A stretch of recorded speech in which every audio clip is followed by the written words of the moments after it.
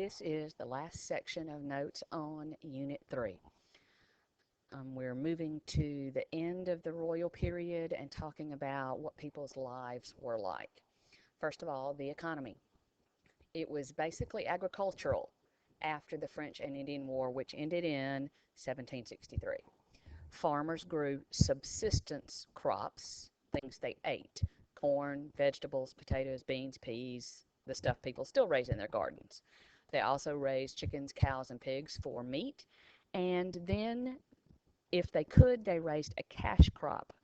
And during this period, before the Revolution, in between the French and Indian War and before the Revolution, those two crops were rice and indigo, which was used to make dye. They also continued to make money from pine trees for the timber and the sap, and then in their fur and skin trade with the Indians. Now, during the royal period, there were three ways for Georgians to get land. They could buy it. They could receive it as a gift or an inheritance. Or they could receive it as a grant from the royal governor or the colonial government. Every Tuesday, the governor and the council gave away those chunks of land. Now, what system did they use to do that? They used something called the head right system.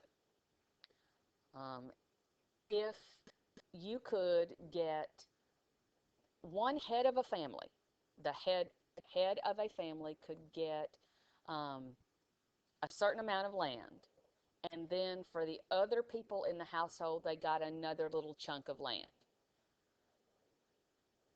Widows, either unmarried women or widows, could also receive land under the head right system.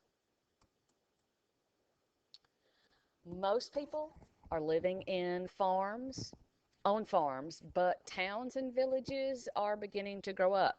What kinds of people lived in towns? There might be a doctor or a lawyer, a cooper, guy who makes barrels, cartwrights, people who make carts, blacksmiths, carpenters, bakers, tailors, tutors. All of those people might live in towns.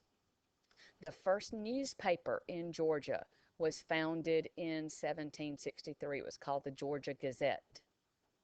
And then in each town or village, there might be a tavern.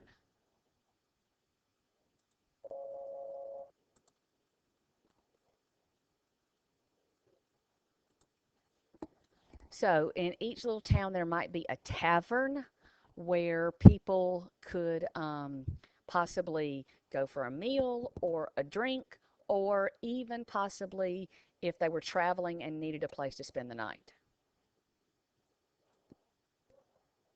There were some new groups moving into the colony by the 1760s and 1770s.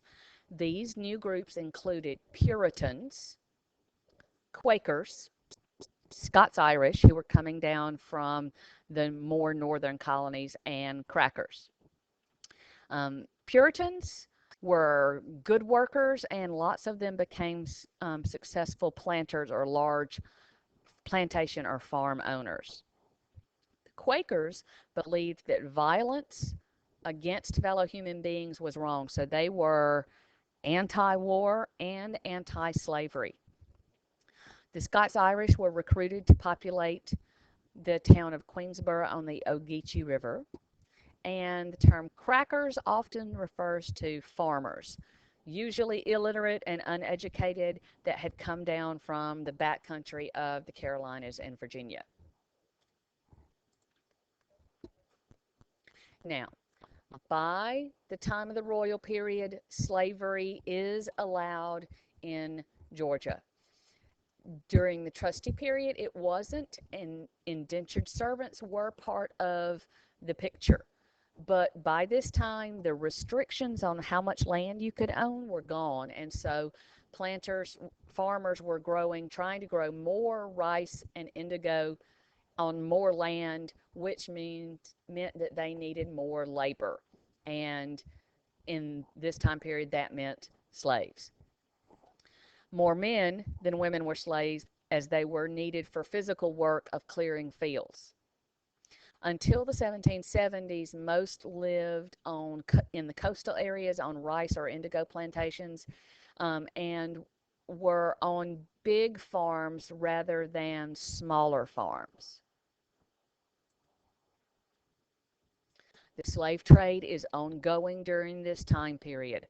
Some people who are captured in Africa go to Brazil, other parts of South America, Central America, or the Caribbean, but a certain percentage are coming straight to the British colonies in North America. What kind of work did those slaves do?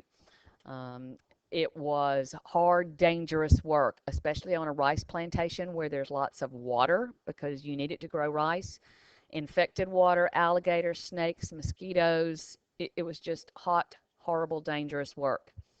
On rice plantations, they worked under the task system. So they were assigned a certain number of tasks per day. And if they finished those tasks, then they might have a little time for themselves to maybe grow some food or work in a little garden. They did receive some food and clothing from their masters. They were not supposed to work on Sundays. Some of them learned special skills like carpentry or being a blacksmith, and so they could be hired out to make extra money for their owner. In 1755, Georgia actually passes a slave code. This governs what slaves and masters could or could not do. Laws were based on South Carolina's laws regarding slavery. It had restrictions like slaves could not be forced to work more than 16 hours daily. That was a restriction placed on slave owners. We'll talk about exactly what that means. What does it mean if the slave owner can't make the slave work more than 16 hours a day? Apparently working 15 and a half hours a day was perfectly fine. Most of the code dealt with what slaves could and could not do, like travel by themselves, learn to read and write, get married officially. This compare and contrast the royal and trustee eras is going to be one of the essay questions on the test. We will go over it in class. What was religion like? Now, during this time period, the Church of England, the Anglican Church, since Georgia was a royal colony, the Church of England was Georgia's official church. The Lutherans were around. Those were the people up in the Salzburgers, up in Ebenezer and New Ebenezer. The Puritans made their own decisions, and they were pretty much allowed to do what they wanted. Same with the Presbyterians.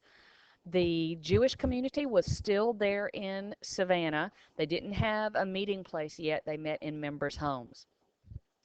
And the Baptists were gaining converts out in the back country, not so much in the cities. Each of the Baptist churches was independent of the others. And during this time period, interestingly enough, lots of churches would have both blacks and whites, slaves and owners, as members. What about education? There were no real public school systems. If you were going to get an education, it was probably because your father could pay for it. Schoolmasters, a family might hire a schoolmaster like a tutor to teach their children. Ministers, businessmen, planters had usually knew how to read and write. There was Bethsaida, which was founded as an orphanage, and the people up in Ebenezer, the Lutherans, provided schools for their children. The wealthier people would hire a tutor for usually just their sons, and when they were younger, and then send them to places like Harvard or Princeton or even England for a college education. What about their social life? They enjoyed coming together. Maybe celebrations for the king's birthday, for England or Scotland's patron saints. There would be parades, weddings, funerals, and especially in towns, clubs and organizations begin to emerge. By the end of the royal period, Georgia is more like the other colonies. It's still not as strong or as prosperous, but it's well on its way. The idealism of the trustees was replaced by the reality of slavery and then inequality of social classes among the free peoples. In class on probably Monday, we'll watch another Georgia Stories video about the lives of backcountry settlers.